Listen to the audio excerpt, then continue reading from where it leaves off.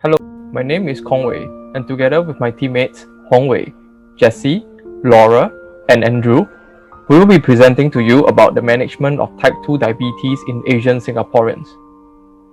We will start with a brief introduction to identify the threat type 2 diabetes poses to Asian Singaporeans, followed by the causal loop diagram to explain the variables and factors that cause type 2 diabetes. These variables will then be used to model our stock flow diagram. Test and validation of the stock flow diagram will then be carried out before we report the results and give appropriate recommendations to better combat type 2 diabetes in Singapore.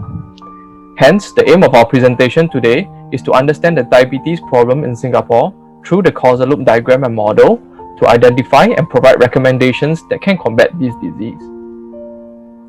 Diabetes is a group of metabolic disorders characterized by high blood sugar level in an individual over time. Singapore, a nation with less than 6 million people, is responsible for one of the highest diabetes rate in the world at 6% of the global diabetes incidence rate. This disease was predicted to affect 1/5 of the population by the end of 2050. Despite the $1 billion annual spending to combat this disease, awareness of this disease is relatively low, with as many as 1 in 3 patients who are unaware of their diabetic conditions. The Prime Minister of Singapore has emphasized the importance of reducing diabetes rate within the country and has declared war on diabetes in 2016, hoping to achieve the reduction by encouraging Singaporeans to adopt a healthy lifestyle. A quick view of our behavior over time graph is as follows.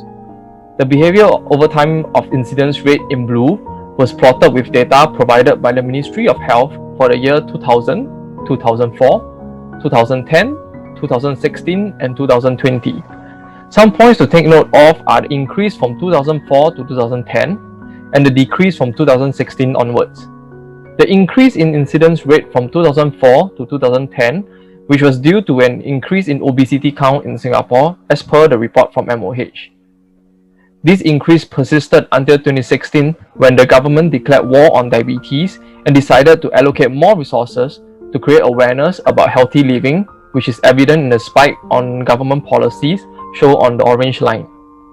And finally, the grey line represents the affordability of treatment in Singapore, where it is expected to be less affordable over the years due to a higher inflation rate compared to the average wage increment rate of Singaporeans.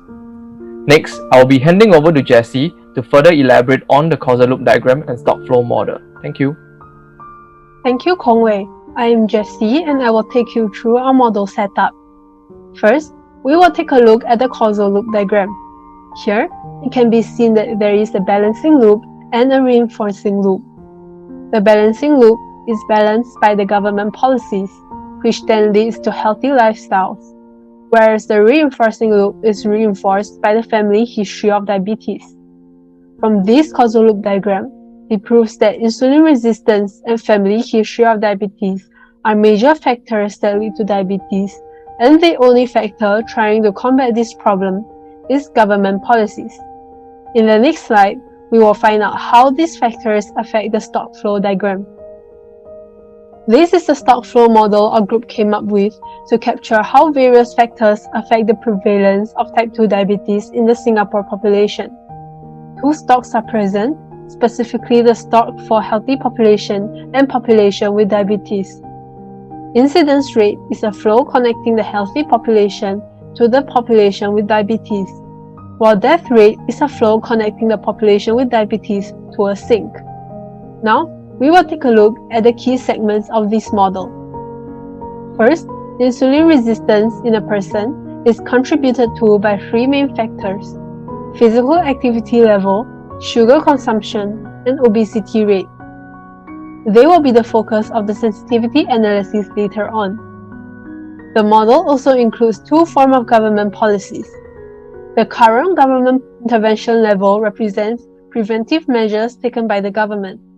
This level of intervention impacts the incidence fraction, where more intervention reduces the incidence fraction and in turn reduces the incidence rate of type 2 diabetes.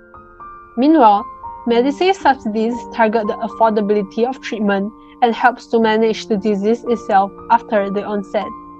More subsidies means that the treatment is more affordable and thus keeps type 2 diabetes death rate lower. The baseline model behavior as observed from this model is the continuous decrease in values for the healthy population and increase in the population with diabetes. These two populations experience their respective changes with increasing rates. Now that we know what the baseline model behavior is like, I will pass the time on to Laura to tell you more about current policies and how they affect this trend. Thank you. Thank you, Jessie, for the insightful sharing. I am Laura, and I will be sharing with you the current policies put in place to combat diabetes. As you can see from the slides, there are three current policies that I'll be touching on today. They are the increase in screening rate, the National Steps Challenge, and the raise in withdrawal limit for CDMP. These were all implemented by a task force from the Singapore government. Firstly, the Enhanced Screen for Life program was introduced by the government in 2017. It ensures that Singaporeans and permanent residents have access to affordable screening tests to detect diabetes in its early stages for proper intervention to prevent the onset of the disease. The program mandates private general practice clinics, who are usually located in the neighborhood, to provide both subsidized screening and follow-up treatments to help increase the accessibility of diabetic detection and treatment for the citizens. Screening fees are also kept at an affordable rate of $0 to $5 depending on the age and household income of the individual.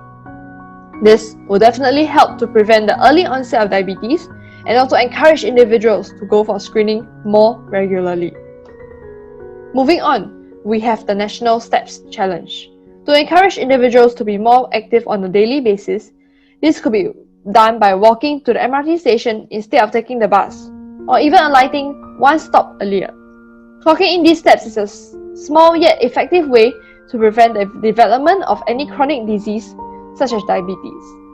Furthermore, participants will receive a smartwatch which eases them in counting the steps daily and links it to an app that helps to track their progress over the challenge period.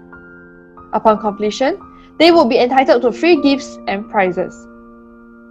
This has garnered much attention as it has been back with its 6th edition with over 157,000 participants and more than 70% of the participants walking 7,000 steps daily.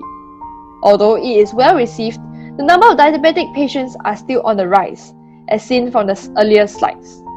As a result, although it may be a good measure, there are definitely groups of individuals who will not show interest in changing their lifestyles to partake in this challenge.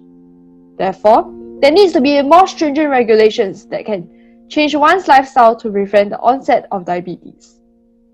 The last area of focus is to provide financial support so diabetic patients can better manage their condition. The support will be provided through their Chronic Disease Management Program, or in short known as CDMP. Firstly, CDMP allows patients with chronic illnesses such as diabetes to withdraw a sum of their Medisave account to pay for chronic disease treatments. This withdrawal limit for complex chronic diseases such as diabetes was raised to $700 from $500 a year, with effect from January 2021. The withdrawal limit was also changed to per patient basis instead of per account.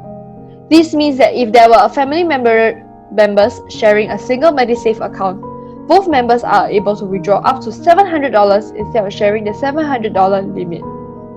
This will increase the financial support for diabetic patients who are more likely to incur a higher cost due to the long-term effects of the disease, and this prevents the disease from deteriorating their health even further. Although this may help with the financial burden, it does not guarantee a prevention. Having gone through all the current policies, I will now hand my time over to Andrew, who will be going through the sensitivity analysis of them. Thank you, Laura. In this section, we have identified 5 potential factors that the government can address to reduce the number of citizens developing diabetes, which are physical activity, obesity rate, screening rate, Medisave subsidy level, and sugar activity level. The list is non-exhaustive, and thus we have chosen to focus on these 5 based on the inference that they affect type 2 diabetes the most, according to articles that we have read. These factors will be put through sensitive sensitivity analysis to see how the government may choose to target them. So the first factor would be physical activity level. As physical activity increases, incidence rate of diabetes is observed to decrease. Moreover, as the analysis has shown, if just 40% of the population is willing to keep their level of physical activity up, it will be enough to push down the incidence rate of diabetes. Hence, we conclude that the government intervention that aims to get the population moving will be a good preventive measure for diabetes. The second factor is sugar consumption rate. The rapid plunge of incidence rate observed here is due to our built-in assumption that there are no births during the course of the model simulation. Hence, once the healthy population drops to zero, there are no more individuals left to develop diabetes. As the rate of sugar consumption decreases, incidence rate of diabetes is observed to decrease as well. As we realized from run 3, if the population reduces sugar consumption by 50%, rate of diabetes onset drops to a mere 10,000 people per year. We can conclude through this that restricting sugar content in consumer products or increasing awareness campaigns for sugar will be helpful to keep diabetes incidence rate low. Third would be the obesity rate. If obesity rate in a population is kept low, the diabetes incidence rate in the population will maintain at a low value. Like the previous two factors, this factor affects the incidence factor through insulin resistance.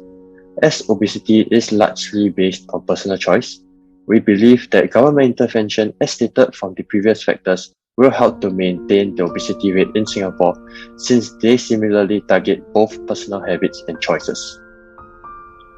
The fourth factor our group observed is the Medisave subsidy level. As level of subsidies increases, the rate of death of diabetic individuals will decrease. However, this method focuses on managing the diabetic population in Singapore rather than targeting the root causes of diabetes. Hence, such financial subsidies, while good to have to encourage treatment, is not an effective method for keeping the rate of diabetes in Singapore low. Lastly, we have screening rate. As it can be seen from the graph, as screening rate increases, type 2 diabetes incidence rate increases as well. This will be obvious as now more people who were initially unaware of diabetes are now diagnosed. The increase in the population with diabetes correspondingly shows an increase as well as there would be a decrease in the population of healthy people as population with diabetes increases. With this, I'll pass my time to Hong Wei. Thank you. Thank you, Andrew. My name is Hong Wei, and I will bring you through the stellar interface as well as the conclusion. With the result we obtained through the model, my team and I have created an interactive model through Stellar Architect for the public to understand the risk of diabetes and the different variables that they could leverage on to better manage and prevent type 2 diabetes. The reduction of incidence rate is the key to prevent and manage diabetes effectively as per shown in the presentation. The variables involved can be controlled directly by the slider on the left, and the gate up to determine if the incidence rate has improved or not without putting much thoughts into the graph, and should the user not want to go through the hassle of understanding the graph. To begin, users have to click on the Live button to activate the model, and the Restore button should they wish to reset back to the baseline value. As physical activity increases, the incidence rate decreases. And as sugar consumption decreases, incidence rate decreases as well. However, if you were to increase sugar consumption rate up to 0.648, the incidence rate drops to 0 immediately as the whole population is riddled with diabetes, and there are no more healthy people to form new diabetic cases in populations. This is the same for obesity rate when it reaches the value of 0.073. The last two variables, as per explained earlier in the sensitive analysis, they do not contribute directly to the incidence rate of type 2 diabetes. To sum up the sensitivity analysis and the current policies, it is evident that one's diet and physical activeness are the main factors that contribute to the decrease in obesity rate. Increased screening rates only raises the awareness to the patients about the onset of diabetes, while Medisave subsidy cushions the financial burdens patients face while receiving treatment. Although the government can raise the public awareness and aid the change of habits, habits, the effort to change has to come individually and intrinsically. In this last section, we will share our recommendations and our key learning points from this project. We have identified that most of the variables such as fitness level, obesity, and sugar consumption levels are more sensitive to the incidence rate of type 2 diabetes. While these can be grouped as individual habitual variables, screening rate and affordability of treatment, which can be grouped as government level variables, are much less prone to significant changes after varying them in the sensitivity test. Hence, should we want to resolve the problem of type 2 diabetes in Singapore, it would be wise to explore to solve this negligence by individuals on their health. In addition to these variables, family genetic plays a strong causality as well. Due to the incurable nature of type 2 diabetes, it undermines the effectiveness of government intervention, and hence it is important to target the more sensitive variables to change the situation in Singapore through early education and lifestyle changes by individuals through campaigns and roadshows. To conclude our presentation, the prevalence of type 2 diabetes can be modeled via Stellar T-Tech for a more in-depth analysis of how factors can contribute to this issue. Through this model, we can also measure the effectiveness of current government policies to control type 2 diabetes in Singapore. While there is much government interventions in the area of screening and treatment affordability, more can be done to promote individual actions like healthy lifestyle to Singaporeans, as type 2 diabetes avoidance is more effective from the individual standpoint as seen from our sensitivity analysis. Thank you for listening, and we hope that you have learned as much about type 2 diabetes as we do. Thank you.